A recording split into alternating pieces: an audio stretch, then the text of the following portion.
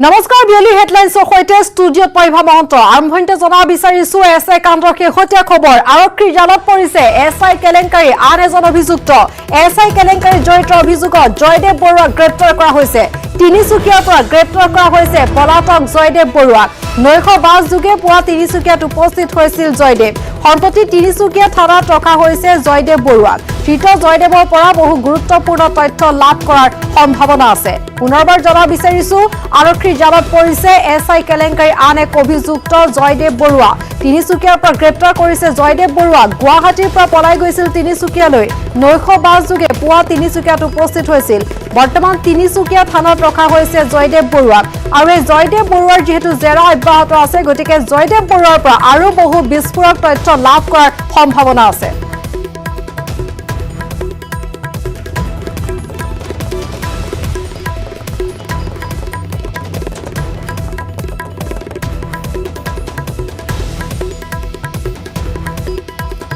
আমি জনাই আছো সমগ্ৰ এছআই লিখিত পৰীক্ষাৰ যে কেলেংকাৰী সংঘটিত হৈছে সেই কেলেংকাৰীৰ সৈতে নতুন নতুন নাম সাঙুৰ খাইছে নতুন নতুন ব্যক্তিৰ কথা যেহেতু পোহৰলৈ আহিছে আৰু মূল অভিযুক্ত বুলি যাক কোৱা হৈছে পিকে দত্ত এতিয়াও পলাতক অৱস্থাত আৰু পিকে দত্তৰ সন্ধানত যিদৰে অভিযান অব্যাহত আছে তাৰ সমান্তৰালভাৱে এই সমগ্ৰ কেলেংকাৰীৰ সৈতে জড়িত আৰু বহু ব্যক্তিক ইতিমধ্যে আৰক্ষীৰ জিম্মাত আছে আৰু বহু ব্যক্তিৰ নাম নতুনকৈ যেহেতু সাঙুৰ খাই পৰিছে আৰু সেই ব্যক্তিৰ সন্ধানত আৰক্ষীৰ অভিযান অব্যাহত আছে অভিযান যিমানে তীব্ৰতৰ হৈছে নতুন নতুন নাম সাঙুৰ খাই পৰিছে নতুন নতুন তথ্য সদৰি হৈছে বহু বিস্ফোৰক তথ্য তাৰ ভিতৰত আমি জনাইছো শেহতীয়াকৈ তিনিচুকীয়াৰ পৰা আন এজন লোকক ইতিমধ্যে আৰক্ষীয়ে আটক কৰি জেৰা অব্যাহত ৰাখিছে জয়দেৱ বৰুৱা তিনিচুকীয়া থানাত বৰ্তমান ৰখা হৈছে এগৰাকী নতুন অভিযুক্ত এছআই কেলেংকাৰী আন এজন অভিযুক্ত জয়দেৱ বৰুৱা বৰ্তমান তেওঁক তিনিচুকীয়া থানাত ৰখা হৈছে আৰু জেৰা অব্যাহত ৰাখিছে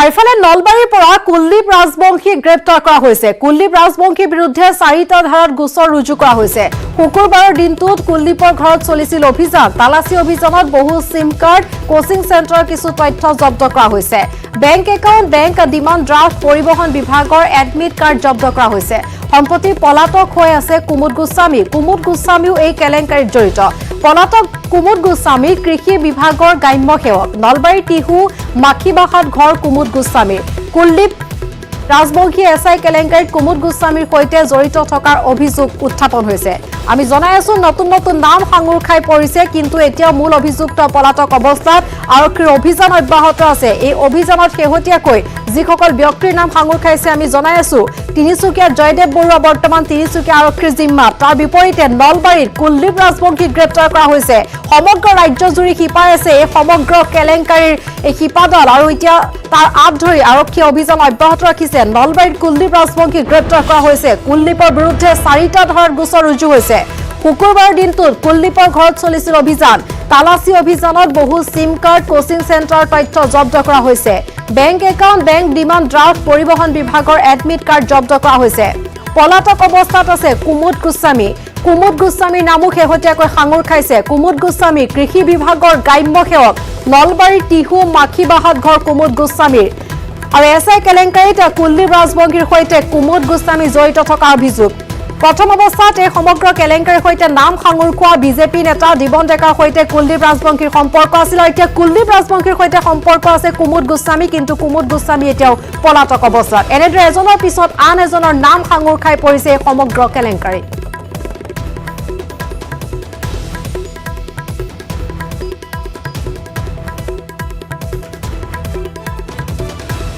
ইতিমধ্যে আমি জনাইছো যে সমগ্ৰ ৰাজ্যজুৰি আচলতে যি এছআই লিখিত পৰীক্ষাৰ কেলেংকাৰী সংঘটিত হৈছিল সমগ্ৰ ৰাজ্যজুৰি বিয়পি আছে এই সমগ্ৰ কেলেংকাৰী শাখা প্ৰশাখা আৰু ইতিমধ্যে এই যিসকল লোক জড়িত শেহতীয়াকৈ বহুকেইগৰাকী ব্যক্তি আৰক্ষীৰ জিম্মাত এই মুহূৰ্তত আমি দেখুৱাইছো শেহতীয়াকৈ নাম সাঙুৰ খাই পৰা জয়দেৱ গোস্বামী এয়া হৈছে জয়দেৱ গোস্বামী আৰক্ষীৰ জালত পৰিছে ইতিমধ্যে এইগৰাকী অভিযুক্ত জয়দেৱ গোস্বামী বৰ্তমান এছআই কেলেংকাৰীত জড়িত অভিযোগত জয়দেৱ বৰুৱাক গ্ৰেপ্তাৰ কৰা হৈছে তিনিচুকীয়াৰ পৰা গ্ৰেপ্তাৰ কৰা হৈছে জয়দেৱ বৰুৱাক গুৱাহাটীৰ পৰা নৈশ বাছ যোগে তিনিচুকীয়াত উপস্থিত হৈছিল তাৰ পিছতে আৰক্ষীৰ জিম্মাত আছে বৰ্তমান এই জয়দেৱ বৰুৱা ধৃত জয়দেৱ বৰুৱাৰ পৰা বহু গুৰুত্বপূৰ্ণ তথ্য লাভ কৰাৰ সম্ভাৱনাৰ কথা আৰক্ষীয়ে ব্যক্ত কৰিছে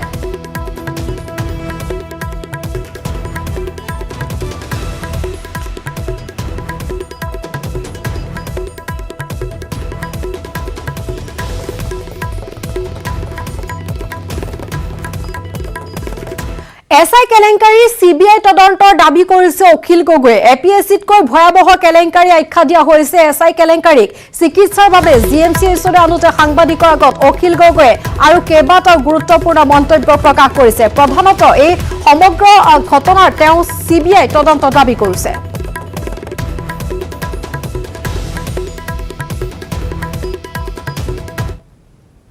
অত্যন্ত ভয়ানক ঘটনা ঘটিছে এই ঘটনাৰ যেটো কেলেংকাৰী কৈছে পুলিচ কেলেংকাৰী এছআই এটোৰ CBI তদন্ত হ'ব লাগে এটো কোনো পক্ষে CID তদন্ত কৰিব নোৱাৰে মই এটা কথা কওঁ যে এটো মধ্যপ্ৰদেশৰ ব্যাপক কেলেংকাৰীতকৈ ডাঙৰ কেলেংকাৰী এটা চৰকাৰখনক ধিক্কাৰ দিছো আৰু গৃহমন্ত্ৰী ৰূপে মুখ্যমন্ত্ৰী পদত্যাগ দাবী কৰিছো আৰু ইয়াক CBI তদন্ত দিবলৈ নহলে গুৱাহাটী হাইকোৰ্টৰ জাষ্টিছৰ জৰিয়তে তদন্ত কৰিবৰ কাৰণে দাবী উত্থাপন কৰিছো মই আৰু এটা কথা কৈ দিওঁ দে এই কেলেংকাৰীটোৰ লগত জড়িত মানুহবিলাক এই পঞ্চায়ত আৰু গ্ৰামোন্নয়ন কেলেংকাৰীৰ লগত জড়িত আছিলে গতিকে তাত এই পৰীক্ষা পত্ৰ সংস্থাটোৰ প্ৰাঞ্জল বৰুৱা বুলি এজন মানুহ আছে সেইজনক গোটেই তদন্ত কৰিলে গোটেই কাহিনীটো ওলাই পৰিব মই সকলোকে সেইকাৰণে তদন্ত কৰিবৰ কাৰণে আহ্বান জনাইছোঁ APSCতকৈ ডাঙৰ কেলেংকাৰী ভয়ানক কেলেংকাৰী যে এই মুহূৰ্তত মোৰ ক'বলগীয়া হ'ল যে কৃষক বিলসমূহ যিবিলাক ইতিমধ্যে আইনত পৰিণত কৰিলে মই তাৰ তীব্ৰ বিৰোধিতা কৰোঁ ইয়াৰ বিৰুদ্ধে সকলোৱে প্ৰতিবাদ কৰা উচিত কাৰণ খেতিয়কসকলক এতিয়া অকল খেতিয়কসকলৰ সামগ্ৰী নহয় খেতিয়কসকলক কোম্পানীৰ এতিয়া ক্ৰিয়নকত পৰিণত কৰি দিয়া হ'ল খেতিয়কসকলক কোম্পানীৰ ওচৰত বিক্ৰী কৰি দিয়া হ'ল গতিকে মই সকলোকে আহ্বান জনাওঁ যে এই বিলখনৰ বিৰোধিতা কৰিব লাগে কৃষক মুক্তিকো আহ্বান জনাওঁ অন্যান্য দল সংগঠনকো আহ্বান জনাওঁ মই তাতকৈ ডাঙৰ আটাইতকৈ ডাঙৰ যিটো গুৰুত্ব দিব খুজিছোঁ সেইটো হ'ল এই যে হেৰি হৈছে আপোনাৰ কি কয় লকডাউনৰ ক্ষতিপূৰণ লাগে লকডাউনৰ যদি ক্ষতিপূৰণ নিদিয়ে তেতিয়াহ'লে অসমীয়া মানুহ নাবাচে নাই চাওক সদৌ অসম ছাত্ৰ সন্থাই ঐতিহাসিক ভুল কৰিলে এক দল এক পতাকা এক প্ৰতীকৰ কথাটো যে কোৱা হৈছিলে এইটো নমনাৰ কাৰণে ডাঙৰ ভুল হৈছে মই ভাবোঁ যে তেতিয়াহ'লে আমি সকলো সেই কথাটো আহ্বান জনাইছোঁ আৰু এতিয়া কৃষক মুক্তিয়ে কিবা দল আৰু এছআই কেলেংকাৰী সন্দৰ্ভত খবৰ অব্যাহত থাকিব আহিছো এই মুহূৰ্তৰ অন্যান্য খবৰলৈ ডিব্ৰুগড়ৰ ৰংমৰীয়াত এটা নাহৰ ফুটুকি পিঞ্জৰাবদ্ধ হৈছে থনাই বাগিচাত বন বিভাগে সংস্থাপন কৰা পিঞ্জৰাত আবদ্ধ হৈছে নাহৰ ফুটুকিটো বিগত এসপ্তাহ ধৰি বাগিচাত সন্ত্ৰাস চলাই আছিল নাহৰ ফুটুকিটো পিঞ্জৰাবদ্ধ হোৱা স্বস্তিৰ নিশ্বাস এৰিছে বাগিচাৰ শ্ৰমিকসকলে স্বাস্থ্য পৰীক্ষাৰ অন্তত ডিব্ৰুগড়ৰ সংৰক্ষিত বনাঞ্চলত মুকলি কৰি দিয়া হৈছে নাহৰ ফুটুকিটো 7টা দিন ধৰি বাগিচাত সন্ত্ৰাস চলাই আছিল এই নাহৰ ফুটুকিটোৱে আৰু অৱশেষত পিঞ্জৰাবদ্ধ হৈছে নাহৰ ফুটুকিটো যাৰ ফলত স্বস্তিৰ নিশ্বাস এৰিছে বাগিচাৰ শ্ৰমিকসকলে স্বাস্থ্য পৰীক্ষাৰ অন্তত ডিব্ৰুগড়ৰ সংৰক্ষিত বনাঞ্চলত মুকলি কৰি দিয়া হয় নাহৰ ফুটুকি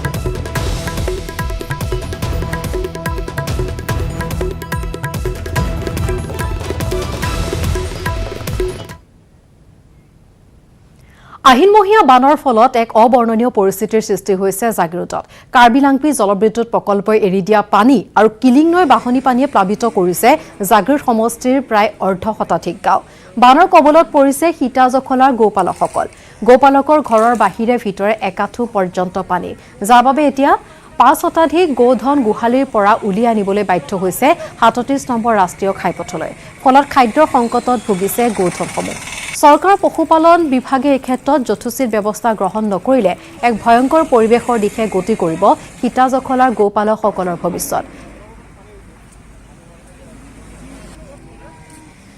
আৰু এখন সন্দৰ্ভত জাগিৰোডৰ পৰা আগবঢ়াইছো অজয় পালৰ এক প্ৰতিবেদন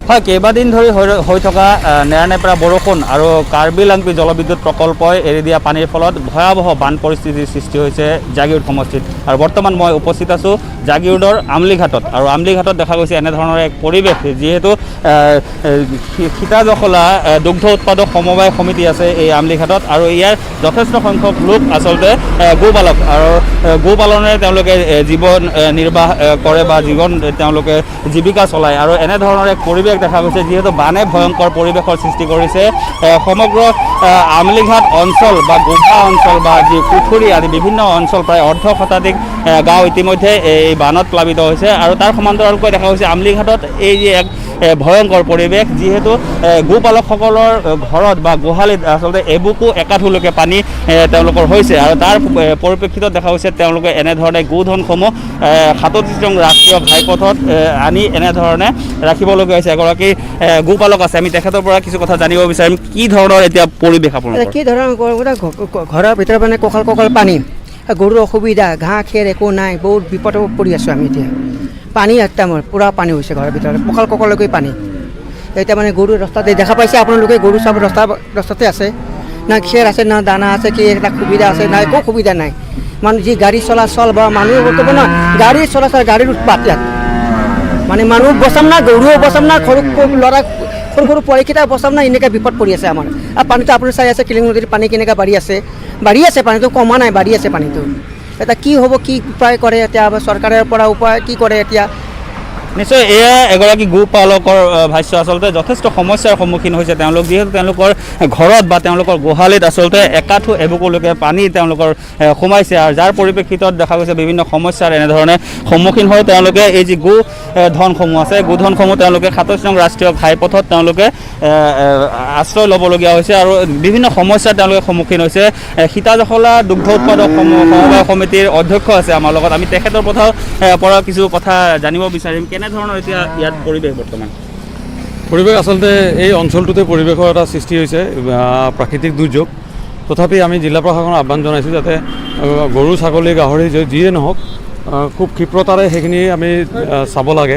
আৰু ভেটেনেৰী ডিপাৰ্টমেণ্ট মাননীয় মন্ত্ৰী অতুল বৰা ডাঙৰীয়ালৈও আহ্বান জনাইছোঁ যে তেখেতেও অকণমান ক্ষিপ্ৰতাৰে এই ব্যৱস্থাখিনি চাই দিব লাগে, কিয়নো বৰ্ণসংকৰ গাই গৰু ছাগলী গাহৰি যিয়ে নহওক বৰ্ণসংকৰৰ ক্ষেত্ৰত অকণমান বিশেষ সাৱধানতা ল'ব লগা হয় সচৰাচৰ। গতিকে এই ৰাজপথত আমি যেনেকৈ আনি পেলাই গাইখিনি ইয়াত সীতাজখলাৰ গাইখিনি ইয়াত বান্ধা হৈছে, তো ইয়াত প্ৰায় আমাৰ প্ৰায় 60-70টা পৰিয়াল ইতিমধ্যে বানপানীৰ কবলত পৰিছে আৰু প্ৰায় 500ৰ পৰা 600 গাই আমি ৰাস্তাত উলিয়াব লগা পৰিৱেশ হৈছে।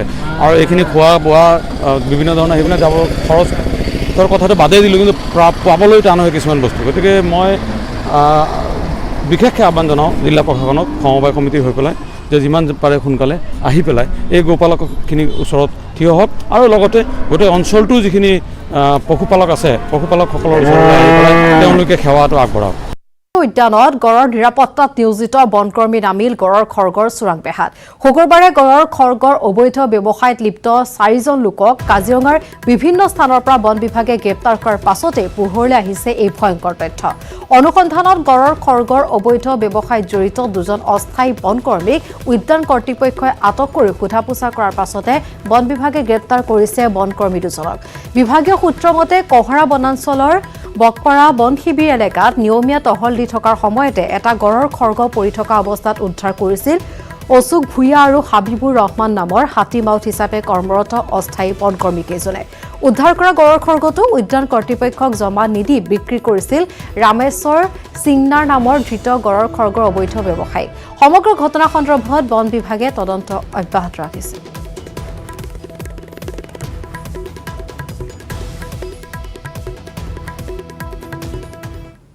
On 24th September, we received information that some of our staffs are involved in illegal trade.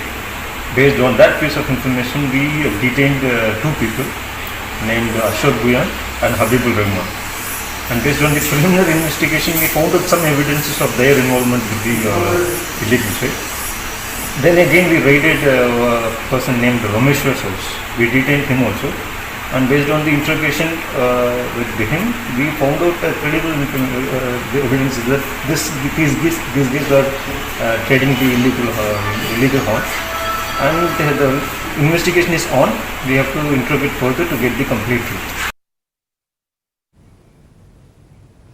Corona মহামাৰীয়ে দেশৰ প্ৰতিটো ক্ষেত্ৰকে প্ৰভাৱিত কৰিছে, বিশেষকৈ অখণ্ডিত ক্ষেত্ৰতো, যিটো সংস্থাপিতৰ 44% অংশ পৰে। মেকানিকসকলো কৰোনা মহামাৰীৰ বাবে প্ৰভাৱিত হৈছে। কেষ্ট্ৰল এক্টিভে নেট্ৰকেটিনৰ সহযোগত প্ৰটেক্ট ইণ্ডিয়ান ইঞ্জিন নামেৰে এক অভিযানৰ আৰম্ভ কৰিছে। এই অভিযানৰ লক্ষ্য হৈছে দেশৰ ইঞ্জিনৰ সুৰক্ষাৰ লগতে মেকানিকসকলক প্ৰযুক্তিৰ কৌশল উন্নত কৰা। भारत 2 पहिया वाहनों की दुनिया का सबसे बड़ा निर्माता है और साथ ही उनकी सर्विस के लिए बड़ी संख्या में मैकेनिकों को रोजगार के अवसर प्रदान करता रहा है। हालांकि देश भर में हुए लॉकडाउन ने इन छोटे पैमानों के लाखों मैकेनिकों के भविष्य को अंधे कुएं में धकेल दिया। परेशानी यही है क्योंकि लॉकडाउन के बाद तो काम चला ही नहीं है बिल्कुल भी। जैसे जैसे लॉकडाउन थोड़ा थोड़ा बढ़ने लगा, खुलने लगा, तो वैसे ही सहज काम भी सही होने लगा, लेकिन अभी भी प्रॉपर तरीके से काम भी इतना अच्छा नहीं है जो होना चाहिए। इसी सिलसिले में जागरूकता बढ़ाने और छोटे पैमाने के मैकेनिकों को सपोर्ट करने के लिए नेटवर्क 18 ने कैस्ट्रॉल एक्टिव के साथ मिलकर प्रोटेक्ट इंडियाज इंजन कैंपेन को लॉन्च किया। देश के इंजन की सुरक्षा और मैकेनिकों के तकनीकी कौशल को उभारने की पहल, ताकि हम उन्हें एक बेहतर कल दे सकें। As mechanics resiliently look to get back on their feet, Castrol India and Network 18 present Protect India's Engine, a joint initiative to empower India's mechanic community to navigate through these difficult times and be better equipped to restart their business. Castrol Active will aim to invest up to rupees 50 lakhs towards upskilling initiatives for mechanics. Just like our mechanics who protect our bikes, let's now do our bit to protect them and help them to keep moving ahead. इस पहल को मनोरंजन और film जगत की ओर से भरपूर समर्थन मिला है। कैस्ट्रॉल और नेटवर्क 18 आपसे एक छोटी सी गुजारिश करता है कि एक प्रतिज्ञा लेकर आप प्रोटेक्ट इंडियाज इंजन को अपना समर्थन दें। ये एक पहल है ताकि ये मैकेनिक्स जो हमारे जीवन के लिए इतने ज़रूरी हैं, इन्हें हम अपना समर्थन दे सकें और ये अपने तकनीकी ज्ञान को, अपने कौशल को और उभार सकें, ताकि आने वाले समय में आपकी बेहतर सेवा कर सकें, आने वाले कल की चुनौतियों के लिए पहले से तैयार हो सकें। जैसे भारत सिस्टमैटिक अनलॉक की ओर बढ़ रहा है, हमारा ये फर्ज बनता है कि हम अपने मैकेनिक भाइयों का समर्थन करें और उनके भविष्य के लिए नए रास्ते खोलें। आइए जुड़िए कैस्ट्रॉल एक्टिव और नेटवर्क 18 के इस पहल से और दीजिए अपना support protect India's engine campaign को। रुक मत चल तू কামপুৰত অব্যাহত আছে আহিনমহীয়া বানৰ তাণ্ডৱ। বিগত ৩-৪ দিন ধৰি হোৱা নেৰানেপেৰা বৰষুণৰ ফলত কাৰ্বিলাংপি জলবিদ্যুৎ প্ৰকল্পই পানী এৰি দিয়াৰ বাবে বৰপানী নৈ জলস্তৰ বৃদ্ধি হৈ ছিঙিনিয়ে মাধৱপাৰা জুৰিপাৰ সংযোগী গড়কাপ্তানি পথ। আৰু ইফালে শুকুৰবাৰৰ পৰা হোৱা নেৰানেপেৰা বৰষুণৰ ফলত বৰপানী নৈ জলস্তৰ অধিক বৃদ্ধি হোৱাত কামপুৰ ৰাজহ চক্ৰৰ নতুন নতুন অঞ্চল প্লাবিত হৈ পৰিছে। কামপুৰ বৈঠালাংচু গড়কাপ্তানি পথৰ ওপৰেৰে বাগৰিছে বাহনী পানী। গড়কাপ্তানি পথৰ ওপৰেৰে পানী বাগৰাত পথটোৰে বন্ধ হৈ পৰিছে যাতায়াত। বৰপানী নৈ বাহনী পানীয়ে প্লাবিত কৰিছে 50খনৰ অধিক গাঁও, যাৰ বাবে এতিয়া ৰাজপথত আশ্ৰয় ল'ব লগা হৈছে বৰ্ণাঢ্যই। আৰু ইফালে মাধৱপাৰাত ভগ্ন মথাউৰিৰে পানী বাগৰাত জলমগ্ন হৈ পৰিছে বহু বাসগৃহৰ লগতে হাজাৰ হাজাৰ বিঘা শালি ধানৰ খেতি। ঘৰৰ ভিতৰত এককাল পৰ্যন্ত পানী হোৱাৰ ফলত ওখ ঠাইত শিবিৰ পাতি থাকিব লগা হৈছে প্ৰাণাকান্ত লোকে। আহিনমহীয়া বানে কামপুৰ ৰাজহ চক্ৰৰ অন্তৰ্গত লংজাপ মাধৱপাৰাকে ধৰি বিস্তীৰ্ণ অঞ্চল জলমগ্ন কৰি তুলিছে। এই বান্ধটো হৈছে এতিয়া 7 নম্বৰ বান্ধ। ইয়াৰ আগত আৰু সবৰ আহি গৈছিলে। আগৰ বান্ধবিলাকত এই অঞ্চলটো হৈছে সাধাৰণতে কৃষিপ্ৰধান অঞ্চল আৰু এই অঞ্চলৰ যি বড়ো খেতি আছিল মূল মানুহৰ কৃষকৰ মূল উপাৰ্জনৰ পথ, সমগ্ৰ বড়ো খেতি আগৰ বানপানীবিলাকক নষ্ট কৰিছে। আৰু এইবাৰো পানীটো আৰু ভয়ংকৰ হৈছে। যিখিনি শালি খেতি মানুহে কৰিম বুলি ভাবিছিলে বা অলপমান কৰিছিলে, গোটেই শালি খেতিও নষ্ট কৰিছে। আৰু বিশেষকৈ এই কামটো হৈছে কাৰ্বি লাংপি যিটো জলবিদ্যুৎ প্ৰকল্প, এই জলবিদ্যুৎ প্ৰকল্প মানে যিটো তেওঁলোকে নিয়ম নীতি নোহোৱাকৈ য'তে মুম্বাইৰ এনচিবিৰ কাৰ্যালয়ত দীপিকা পাডুকন বলিউডত ড্ৰাগছ সন্দৰ্ভত দীপিকা পাডুকনক সোধা পোছা কৰা হৈছে। পুৱা 9:50 এনচিবিৰ কাৰ্যালয়ত উপস্থিত হয় দীপিকা পাডুকন। দীপিকা আৰু কৰিশ্মা প্ৰকাশক একেলগে কৰা হৈছে সোধা পোছা। কেপিএছ মালহোত্ৰাসহ 5গৰাকী বিষয়াক সোধা পোছা কৰিছে দীপিকা পাডুকনক। 2017 চনৰ হোৱাটছআপ গ্ৰুপৰ কনভাৰ্চেশ্যন এনচিবিৰ হাতত পৰিছে। হোৱাটছআপত ড্ৰাগছক লৈ কথা বতৰা হৈছিল দীপিকাৰ মেনেজাৰ কৰিশ্মা প্ৰকাশৰ সৈতে। হোৱাটছআপ গ্ৰুপটোৰ এডমিন আছিল দীপিকা পাডুকন। এই হোৱাটছআপ গ্ৰুপত আছিল সুশান্ত সিং ৰাজপুতৰ মেনেজাৰ জয়া সাহা।